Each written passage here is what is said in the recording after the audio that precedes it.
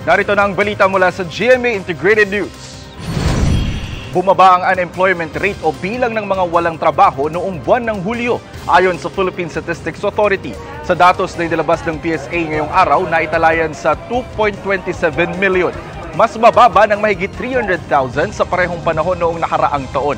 95.2% naman ang naitalang employment rate, mas mataas kaysa noong isang taon. Pinakamarami sa mga may trabaho noong Hulyo mula sa services sector. Sinundan niya ng agriculture at industry sectors.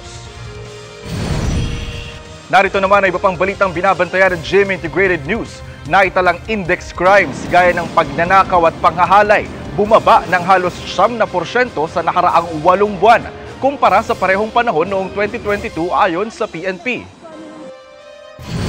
Pilipinas muling nagpadala ng resupply mission sa BRP Sierra Madre, ikatlo sa loob ng 5 linggo ayon kay Maritime Security Expert Ray Powell. At mahinang habagat magpapaulan sa ilang bahagi ng Northern at Central Luzon. Para sa mas malaking misyon at mas malawak na paglilingkod sa bayan, ako po si Jonathan Andal ng GMA Integrated News, ang News Authority ng Pilipino.